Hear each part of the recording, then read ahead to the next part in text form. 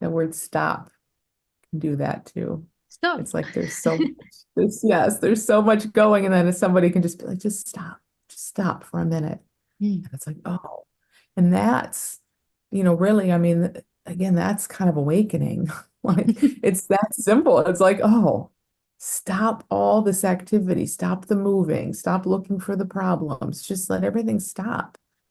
And just sometimes for that 1 second, but in that stopping, it's just so weird that there's so much going on looking for how to stop. And it's just in that stopping, it's so, yeah, it's so simple. Hello, Amy. Hello, thank you so much for having me. I'm happy to talk with you. Thank you so much for showing up for this podcast. And I want to introduce you to the audience. This is Dr. Amy Johnson. She's a creator of Little School of Big Change. She's an author of a couple of books. She's well known in all this awakening gig. And I'm so happy to talk to Amy today. So we're going to explore some interesting stuff. Thank you. And for the start, as usual, I want to know your definition of awakening. What is awakening? What is awakening from? To what happens? Just a little bit of so we know what you are talking about. Yeah. I love to answer this fresh. It's, to really like, I've never answered this question before. Like, what is awakening? Um,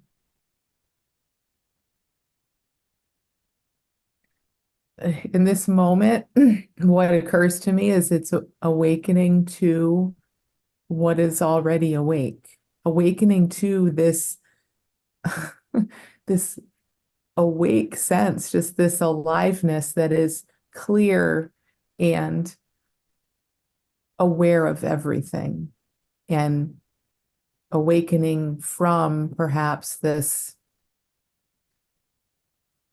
way that attention loves to go get really caught up in what's moving and changing all the time. That attention loves a story, it loves a narrative, and that's beautiful. We can be aware of those narratives, but we are not those narratives.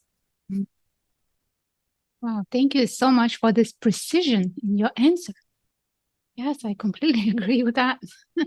It's not a magic, how to say, shift from unhappiness to happiness. It's not a magic shift from only good things happen to me now, but it's awakeness to this that is already here.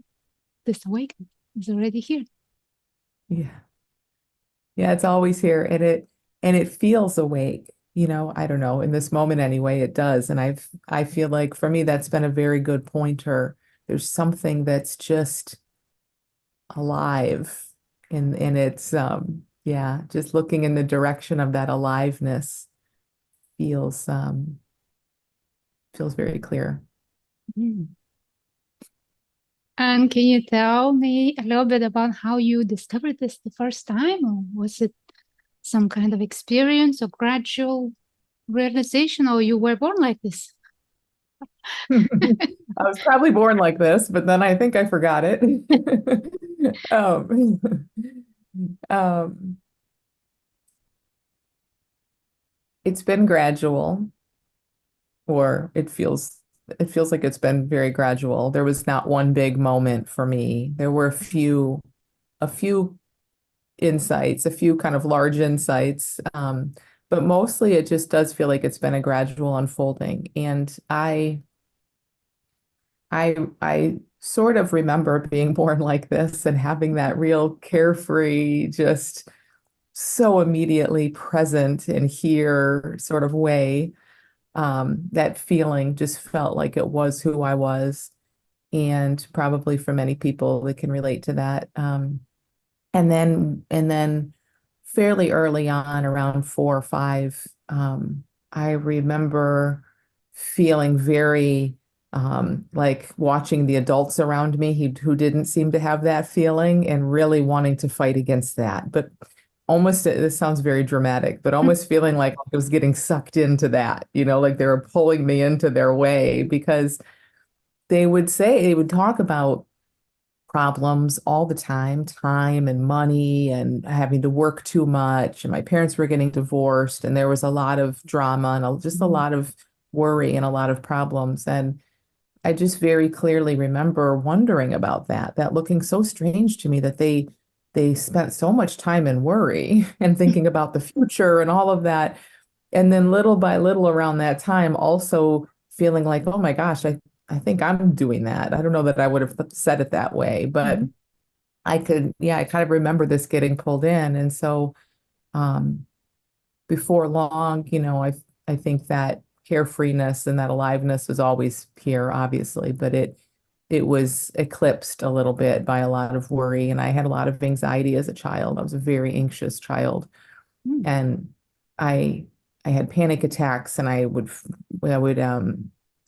have a lot of nightmares and twitches and like physical illness that was all anxiety.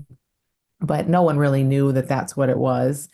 They just thought I was just a serious kid or a worrier. And I can kind of remember, being in here, this aliveness and saying, that's not who I am, like this is not really who I am, but also feeling like it kind of is who I am.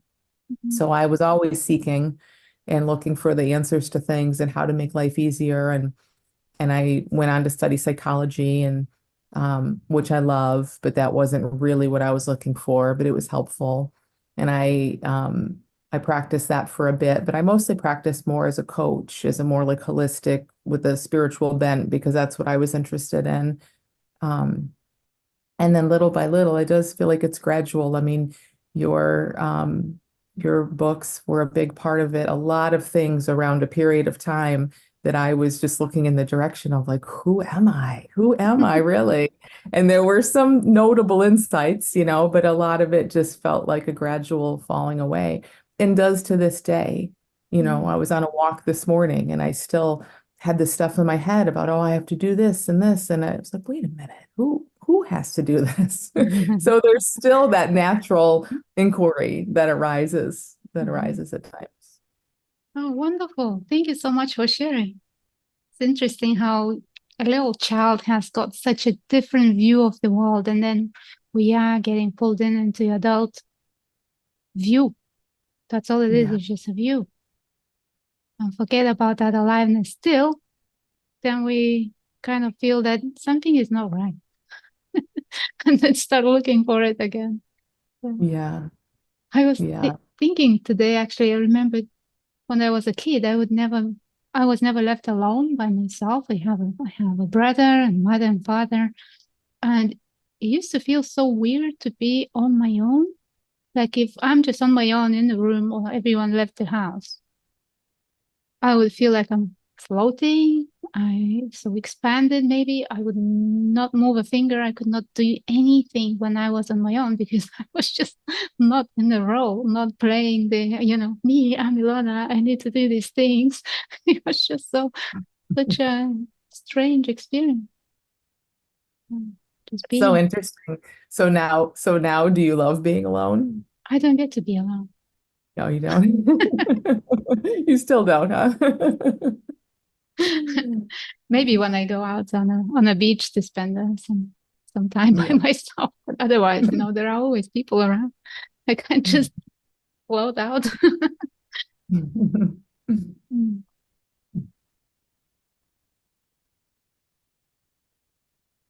I love Mm. what you said though about other people being around. Um, Puts us in the role in a sense. That's just that's so fascinating. And it just does feel, it doesn't have to once we see that the role is a role, it doesn't really in the same way, but how it's like the mind creates this sense of me from other people, from our perception, obviously, of other people. They're looking at me. That's evidence that I'm a me. They're talking to me. It's just that whole process of how this me gets constructed feels like it comes so much from others. And as much as I was afraid to be alone at certain times when I was really young, I also kind of love being alone. And for a similar reason to you, that floaty feeling is like, oh, all of those shackles of having to be this person in the world could kind of relax a little bit. Interesting, isn't it? I Yeah. can share something else weird. When I used to walk outside in a crowd, I needed to have shoes that would make sound because it would feel weird if I don't hear myself walking. Like everyone is here, but I'm just like, something is weird if I don't hear my own steps, my own Yeah. sound. Yeah. I think we know intrinsically, we know that we are not this body, we are not this mind, we are not this mind created character, but somehow we have to play it and sustain that game or play just because everyone else does. Yeah. And that natural just release of that, which is really very natural, right? It's funny how for you it was like this, I need to like solidify this me. I need to hear myself. That pull to just not be a me feels like it was so big for you. Yeah, that was just one of the weird things about me, about this experience. Okay, so let's talk about your school. It's fascinating that you could create and you were inspired to facilitate so many people, this for so many people, so they can learn something, get get get the support they need on this journey. It's wonderful. Yeah. Yeah, it really started to help people with habits and anxiety because that's what I had been through. And I had seen that the traditional way I had tried everything, especially around I had bulimia for several years, and I tried everything to help that. And many things were helpful, but nothing really felt like it went to the core of it until I started getting more into non-duality and spirituality and really kind of had the thought at one point that I don't know, I think I read it somewhere or something, but really started to see like, wow, what if this habit is just the machinery? That's the way it showed up to me. It's like, oh, it's just a conditioned body mind pattern. It's not a me. Now, at this point, I still very much thought I was a me. So it wasn't that deep, but it was much deeper because before that, I was thinking, I have this habit. What's wrong with me? Mhm. I'm broken. I'm disgusting. Why do I do this? Even though I know better, it would just be this snowball of, so much heavy me thinking. And then, of course, I needed some relief from that. So that's where the habit came in. So it's like Mhm. the more I tried to figure out in my mind why I was doing this, the tighter it got and the worse the habit got. And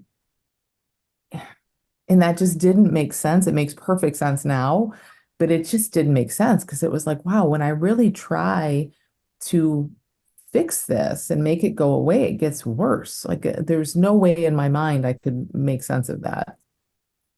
And Mhm. then when I saw this around like, oh, well, what if it's just a body mind conditioned thing? There was something that really opened up that was like, oh, this isn't me and it's not personal. It's just what happens. And I equated it to having hiccups. Like when you have hiccups, they're not your fault. No one cares, right? You don't do anything really. I mean, some people do some little tricks, but mostly they just go away. And I was like, oh, what if this whole urge to do these behaviors is like that? And within a few months, it was pretty much gone. Not instantly, because the conditioning, I mean, the pattern still played out for a while, but for sure the personalness and the stickiness of it was really, really changed. And I was working with people as a coach at that time, not around those issues, but just other things. And so once I had maybe a year or two of freedom behind me, I saw, okay, this is for real. Like I'm not going back to that. I started to want to help people with habits see it in this new way. So that's why I initially created the school. And still, people with habits and anxiety who want to see things from a different perspective come. And it's just evolved a lot. It's not really about habits and anxiety so much anymore. It's just, or if it is, it's just a much broader way, kind of seeing that this whole idea of who we are is a habit. This whole sense of identity is sort of a habit in a sense. It's just a conditioned thing that arises. And so I just think that's so, so cool that like, who could have imagined? It just keeps getting bigger and bigger in a way, like let's fix Mhm. this problem to like, wow, everything is just this habitual flow of experience that arises. So, yeah, it's been really great. And when did you start the school? I started it in 2017. Oh, wow. Yeah, so almost 8 years. It's amazing. Yeah, yeah, that's great. I love that. And yes, the question is, how to change a habit. First, see that they're not your habits. Like that piece really, because again, when it feels like ours and when we think we're the doer, when we think Mhm. there's an us to be in charge of things, it's just like this grip that gets tighter and tighter the more we do. So that piece is huge. And I wouldn't say to people listening that you have to fully see through that. I didn't fully see through that. I mean, I don't know that I still have, but I didn't really get that piece right off the bat. And my habit still had a lot of freedom, still went away. So I don't, sometimes people hear that and they think, oh, I have to totally be free of self in order for my habit to go away. Don't, no, definitely not. But we want to start looking in that direction. It's like, let's turn from over here. Why am I doing this? Why am I stuck? How do I fix it? We like turn and look in this direction. Who's this I? Are you really doing it? Why would you do this? You would not do this to yourself if you had a choice in the matter. It's not you, it's not yours. So Mhm. that's kind of a first direction, Mhm. and then there's a lot in there around thoughts and feelings, being in experience, because habits are our attempt to not feel something. We believe our thoughts, we don't want to feel something. So there's this just habitual resistance. And so a huge, huge piece of it is being in the body, being in the feelings, seeing and not doing that when a huge craving or urge comes through. Do it then too if you can, but starting with like just in life, because that's one of the biggest questions that I get from people who are caught up in habits. And I had this as well. It's like, well, what do I do when I'm in that moment and I suddenly want to eat everything around, or I suddenly want to drink everything around? It's like, well, I don't know. When you're in that moment, you're in it. You'll do whatever you do.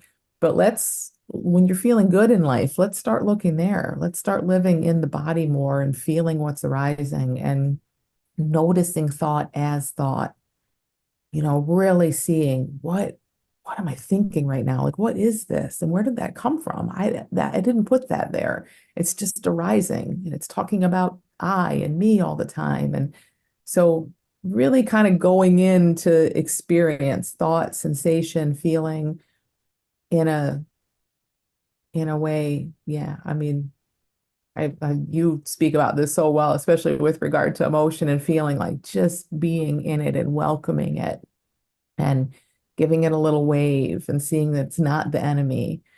That's a massive piece of this too. So it's kind of like approaching the bigger understanding, like what if you aren't who you think you are and you aren't making this happen?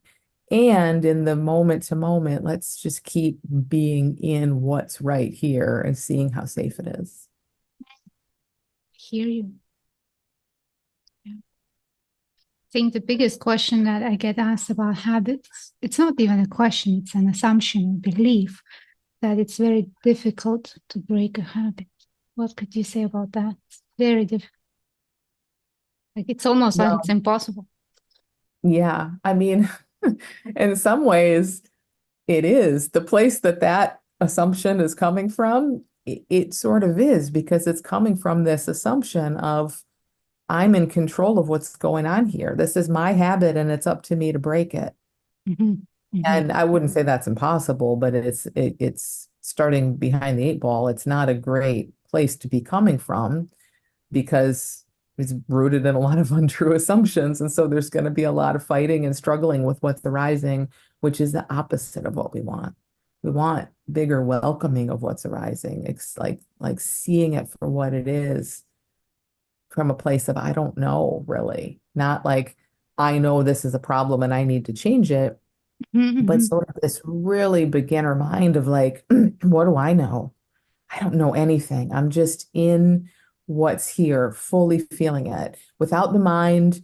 I mean, the mind will do what it does, but when it's trying to make sense of everything and figure out how do I avoid my triggers and all of that, you just see that as that's just what a mind will do. But there's this bigger letting everything kind of just show up and play out that just starts to build a lot of freedom. So it does, to speak to that, I mean, it does feel like it's very difficult, but that alone is a clue. Like we must be seeing in a very limited way to feel like this is a very difficult mountain for me to climb, and then that's just a clue to kind of shift the perspective and see if we can see all of this in a different way. And really a way that's not about fixing a problem or me breaking my habit so much as like just this, like what's really going on here and can I be in what's here? Hard to do sometimes when you're very in a lot of thought, but Yeah. And even that can be questioned if it's hard to do, because that's another thought habit. yeah, exactly. Um, just last week, I was speaking to people and they seem to have the same problem. It's the habit of making everything wrong or seeing just the mind is looking for something wrong. It can be that other people are behaving wrong or have wrong beliefs or wrong way of life, or I am wrong. And I noticed that in myself once. Like I was in a car with this guy. He was just giving me a lift, and I just met him. I live in a village, so the shop is in town. So he kindly agreed to give me a lift. And I'm sitting there. I don't know what to talk. He's not talkative. And I just noticed how my mind is looking around these fields and just like, what's wrong? What can I say that is wrong?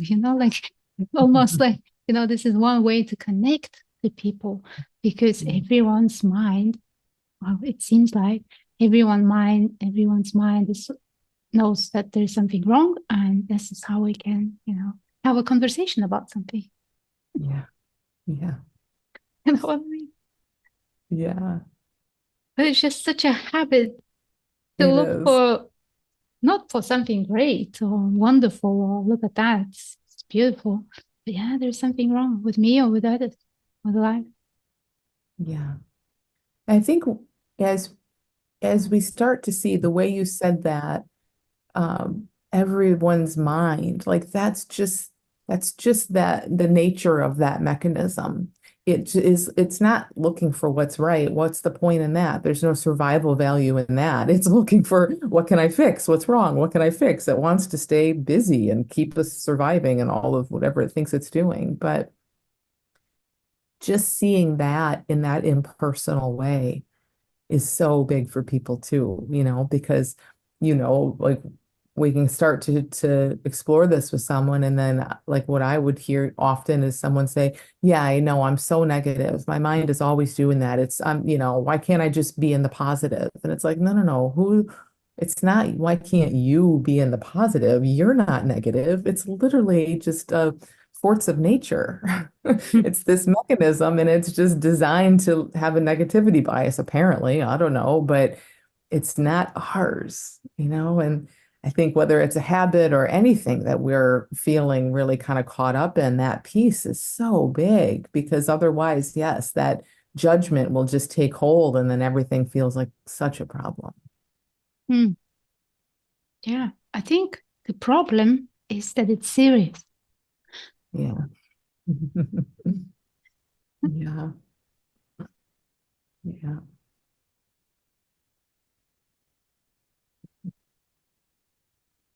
Mm. And it's nice not to give it so much importance to the mind and to the thoughts and to the stories, because there is so much more going on here. besides that. Yes. Yes. That's what I love about um, the the sensations and the senses. It's like it just starts to reveal like, oh, there's so much more here. There's so many more places that attention can go hang out rather than just in thought. And I mean, I feel like because I don't know why, but I mean, I think this is true of everyone to some degree, but attention does go up in thought and it's there to kind of help us figure out who we are. And maybe it's very much there sort of in the teenage years. I'm sure there's a whole arc to it in general. Um, but I can really, like, I felt like so in thought for a very long time and still feel that momentum go pull up there. And so just coming into like senses, just hearing, just feeling. It, it was really difficult at first because the mind was still there saying, this is ridiculous. It's uncomfortable. It's boring. Don't go kind of like on your drive. The mind's looking around for what's the problem, right? So it's like, no, you can't just hear. You can't just be in sound. What's that? What's that going to do for you? It was such a compelling pull into story and narrative. And yet, at the same time, I think seeing that for what it is, that pull, and somehow, somewhere deep in us, we sort of know, no, that can't be primary. It's Hmm. one of many senses, but there's no way that's primary because it's all over the place. It's always changing. It's like it just doesn't make sense. What if something else is primary? So, like, yes, to kind of see if like, what if we could just feel our way through life? What if you can hear your way through life? And not even you really, but what if it's just like hearing is how life is unfolding, seeing is how life is unfolding, feeling is how life is unfolding. There's such a there was such an invitation to kind of go into that, even with the mind really not wanting to do that.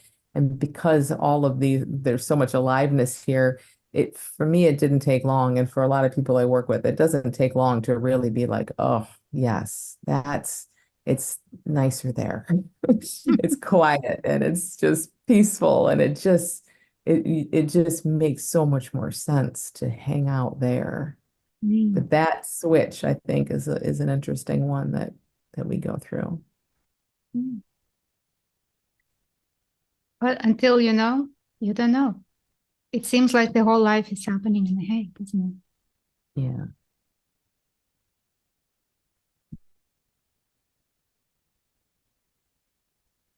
it?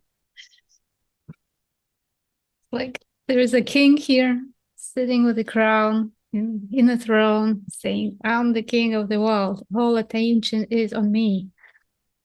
Yeah. I'm going to tell what's right, what's wrong, and life should be playing according to my rules, my images. Yeah. Such a joke.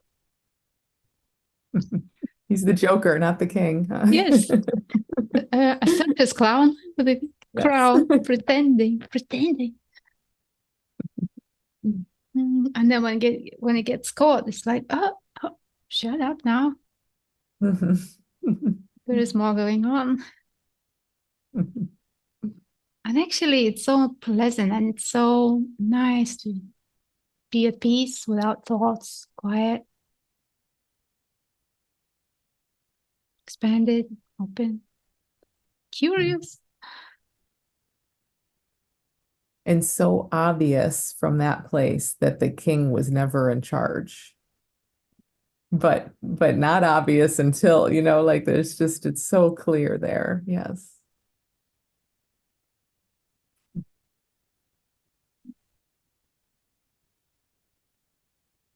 I went to study psychology because I was so fascinated by the mind, like what's going on there. And I thought that studying other people's work will give me clues, but apparently I had to quit all the theory and just start looking inside and learning it by my own experience, what's going on there. And that's when it started to reveal itself.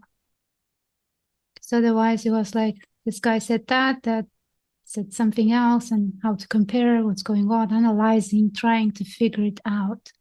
And as you said, the more you try to figure it out, the harder it gets until you quit at some point, if it's available. Yeah.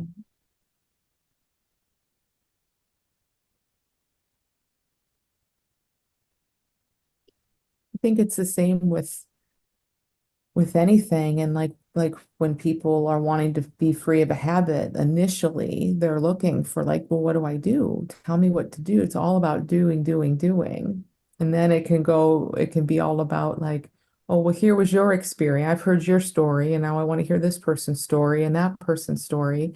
And and that's okay. I think there's so many pointers in all of that. But like you said, eventually we have to, I don't know, it has to just really come from within. Like those pointers have to point to something that just isn't a plan, isn't a strategy, isn't a theory. It's just not knowing. It's very ironic, isn't it? We try to know, no, no, no, no. And then we really have to kind of let all that go and go to some place where there's like nothing known. And now we can finally kind of hear and listen. I love that.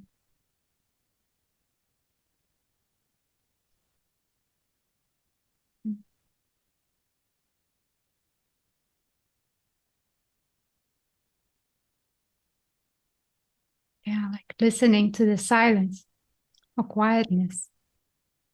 Yeah. I also like what this word listen does to the system. Like if I say word listen, it's immediately like, oh, what's that? Mm. Isn't it? It's like, oh, Yeah. I'm open just for a second, maybe 2 seconds. Oh,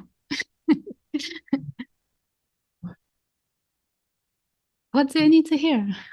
Like there's Yeah. complete openness, just opens the door. Yeah.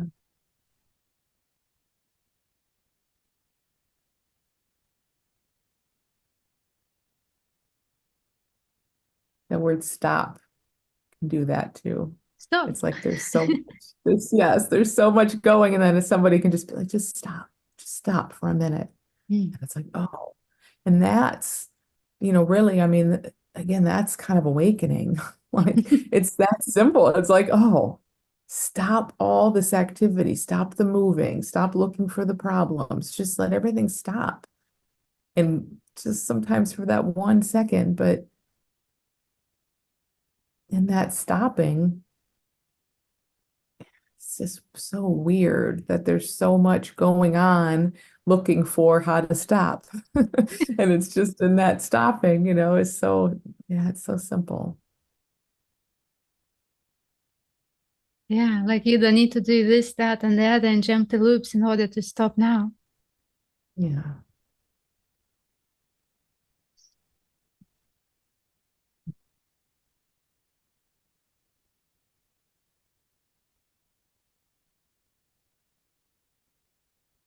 And here it is. There's a magical place. It's always here.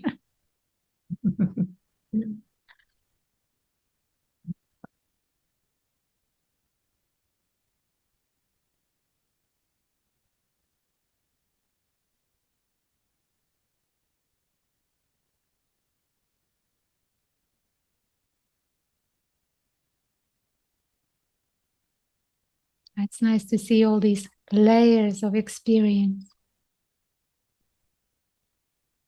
like noise, structures, beliefs, everything's going on. And then there's going into the body and it just gets quieter.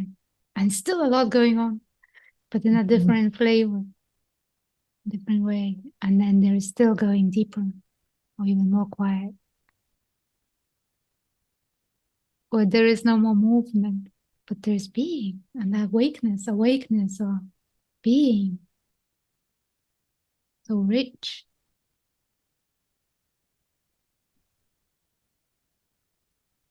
And then there's joy that comes up, or like just a deep sense of peace or whatever in that moment.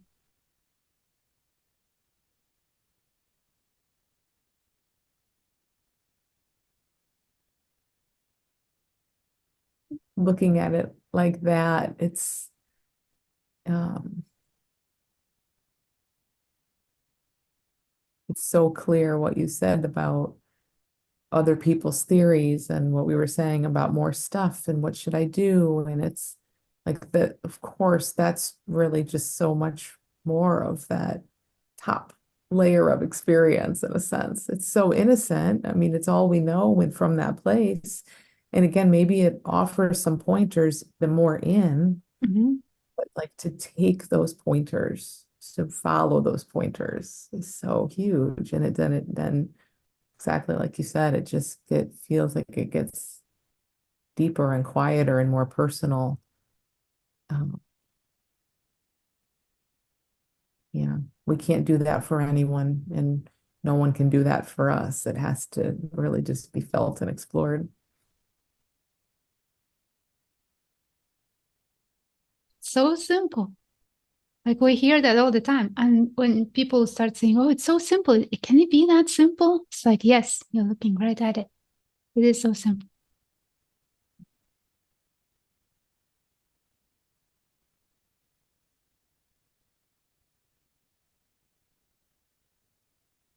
Like nothing needs to happen to notice that stillness within, or that awakeness, or that beingness. Nothing needs to happen. No special experience is needed. No special knowledge is needed.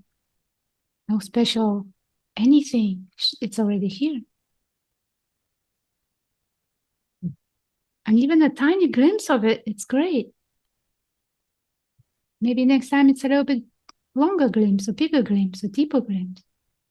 But that's how it is. That place is already here. It's always available. But unless the mind can go quieter by bringing attention down into here, into what is here, then it seems so complicated. When really it's so simple.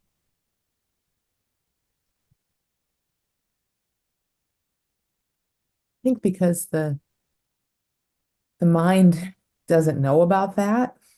It's like Mm. when we're in the mind, it's so we wouldn't even people that we share with perhaps when it's newer, and for me too, when it was newer, it was like I could sort of hear that in theory, Mhm. but it's like the mind still would come in, of course, and say like, I don't know, somehow make me think I couldn't trust that, or that wasn't really it, or that was just a tiny glimpse, like all the ways the mind. So I think that's so huge too, to see that there's nowhere to go.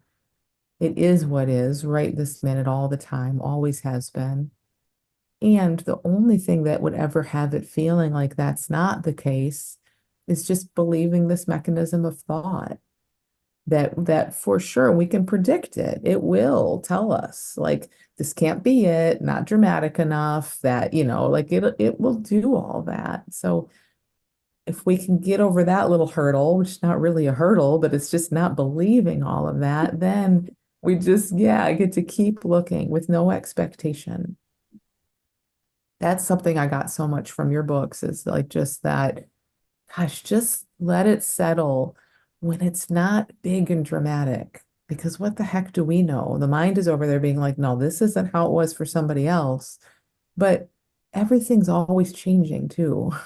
So it's like if you get a glimpse of something and it's just kind of commonplace, well, that's not the end. It's like there's a lot of life happening.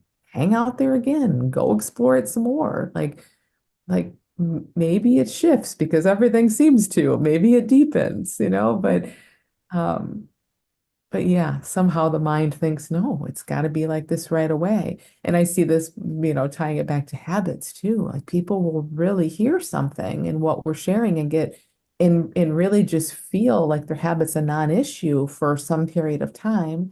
And then often it comes back because that conditioning it comes back.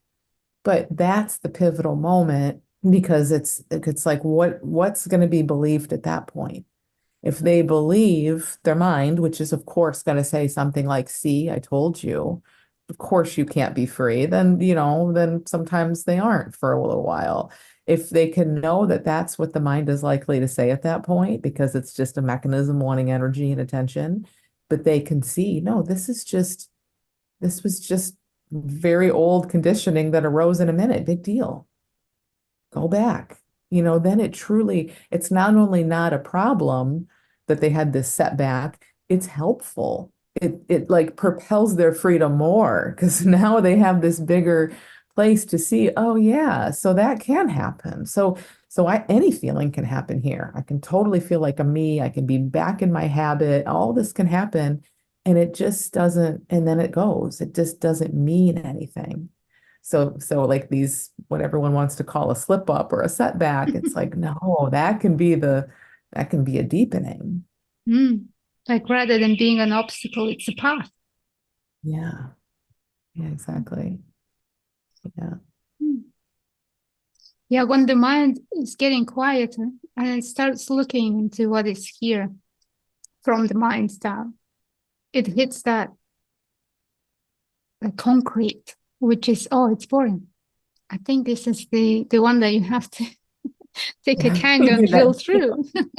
yeah. The concrete. It's boring. Yeah, what's here? Just a room. No, nothing. Oh, all the drama is in the mind. So juicy. But that boring is just a sensation. It's not so important. It's not the end of exploration. It's something that wants to be looked at. Also, how does it feel to just be bored? What's wrong with that? Is there anything wrong with just feeling this uh, sensation? Yeah. Because once that is out of the way, once that clears, then yeah, there's more interesting stuff arises. Because this moment becomes more interesting than whatever thought story can deliver. Yeah.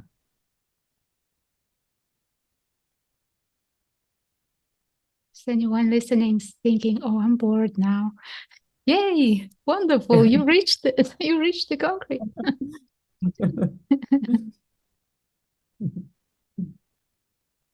My husband watches these shows where they dig for gold. I don't know if you've seen these, Mm, but mm. they're like it's a reality show and they're going all over the world digging for gold and they do that. I think they hit this like bedrock or something that's very fundamental and then they bring in dynamite. They're like, "Oh, we got to the bedrock." And then they bring in dynamite and then the gold is under there. So that just struck me as such a perfect metaphor for what we're sharing. It's okay, well, time to bring in the dynamite. Yeah. Yeah, let's get bored. How fun is that? It can also be fun. It's all these sensations, uncomfortable. I'm like, wow, everyone is trained not to be bored because it's wrong. Yeah. But, when we were kids, little children, we used to play. We never were bored. We didn't know what the board is. It was always Yeah. interesting. A childlike innocence that, oh, look at this butterfly or this piece of rock, like fresh. Yeah.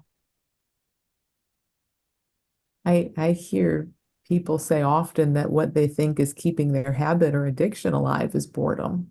People Mhm. say, well, I don't want to drink anymore. It's ruining my life, but I do it out of boredom. I get bored and I drink. It's not even like a super compelling thing they feel like they need. Sometimes they're like, they get to a point where it's like, I just do it out of boredom, which is so interesting because it Mm. it really speaks to yes how conditioned we are to like don't be bored like just keep everything exciting how the mind is always just looking for some drama. Mm. Mm.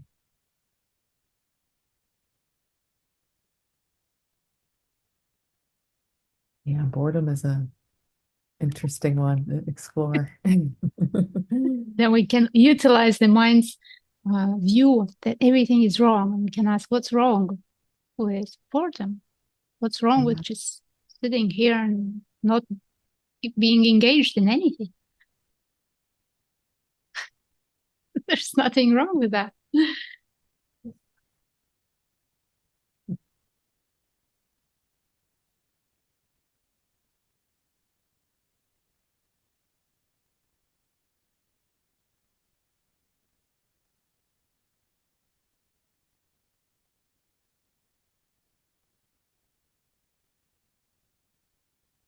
For me, when this amusement park opened, literally, it felt like so many rides, so many stories, so many emotions that I can just hop on a ride and be taken away and go through all these dramatic experiences inside this amusement park. It was so interesting. I used to like watching movies or reading books, but then I found that I can't anymore because this is so much more interesting. Like my own mind and processes that are going on, the mechanisms that are going on. Like, how come this thought brings up that sensation or that feeling there? And why is the story wants to keep telling itself over and over and over again? And every time it's just a little bit different. It's like, what's going on? This is my amusement park. So, okay, bye bye, movies. I don't watch this stuff anymore. It's for people that don't know, they have an entertainment park inside. Hey. Yeah, you'll never get bored if you pay attention to that. Yeah. Hmm.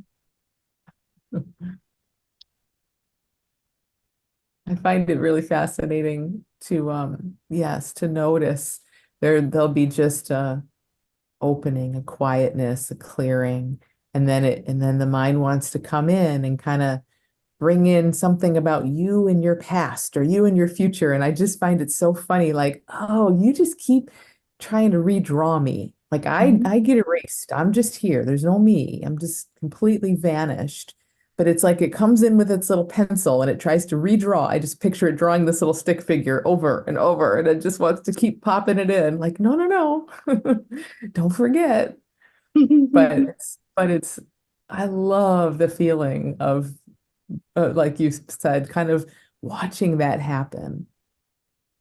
But watching it, knowing, okay, this is just that mechanism trying to redraw a me. I'm not pulled in by it. Like, who cares? It feels however it feels, but it's just so, it is. It's really interesting to see that. Like right now, we can be sitting here and not talking. Well, for the Yeah, purpose of podcasts, we have to talk. Okay. But we at can least a just little bit. have a little quiet moment and then, oh, but how about this? Or how about that? And it's just really playing out in direct time.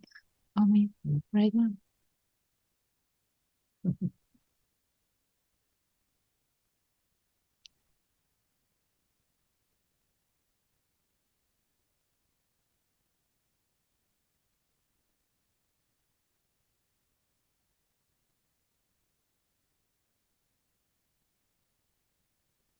I like that in my building, all the serious characters have left.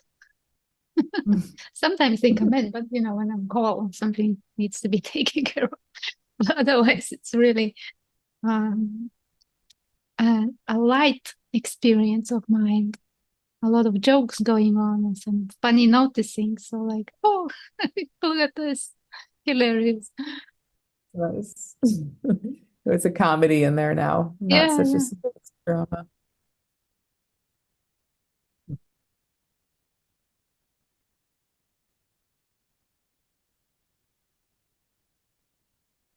mostly. Well, you always have to have at least the one serious character who comes in occasionally. Maybe he's not a main character anymore. He just makes an appearance. Yeah, but how about that? Oh, okay.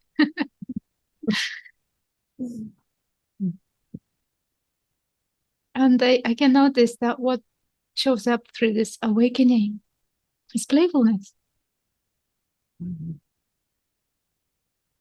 Like we all know what is fun and we enjoy having fun and laughter and just sharing lightness.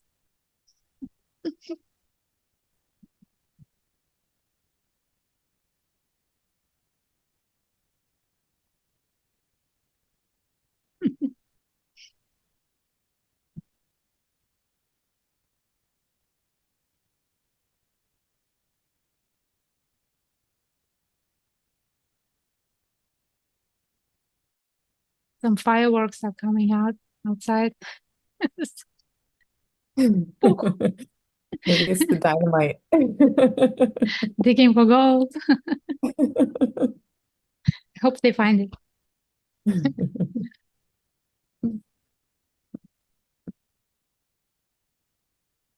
I wanted to ask a serious question, but now I cannot.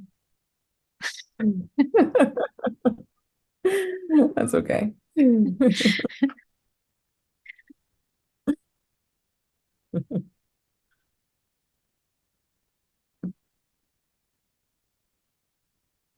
But anyway, how people can find you and how they can work with you or your team. Um, yeah, my website has everything. So it's dramyjohnson.com. I have a podcast, and yeah, the Little School Big Change, my books and everything are there on the website.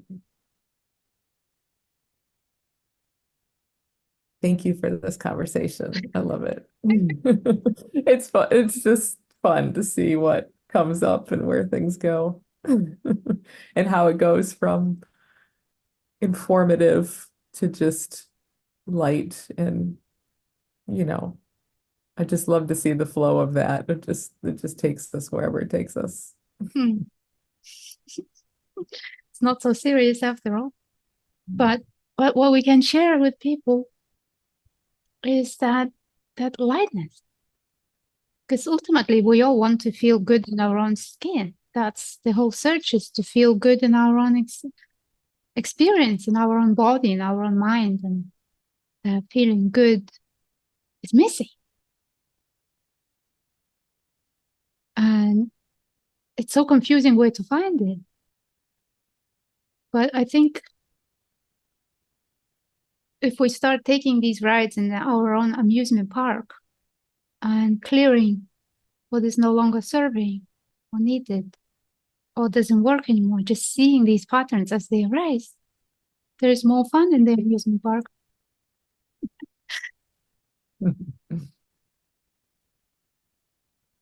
And sharing that lightness is kind of showing what's available.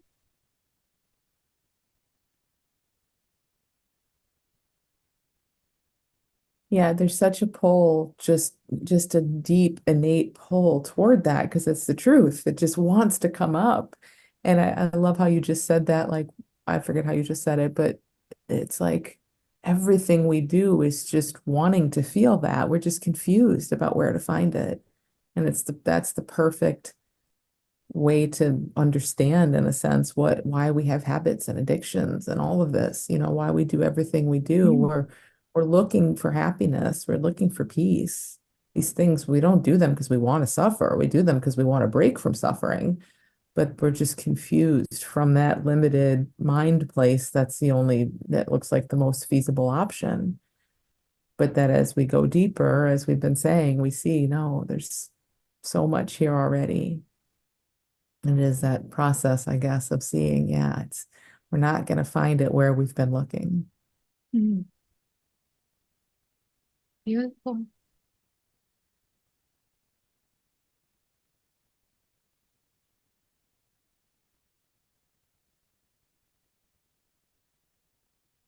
And sometimes it takes to hear a pointer for 1,000 times for it to click.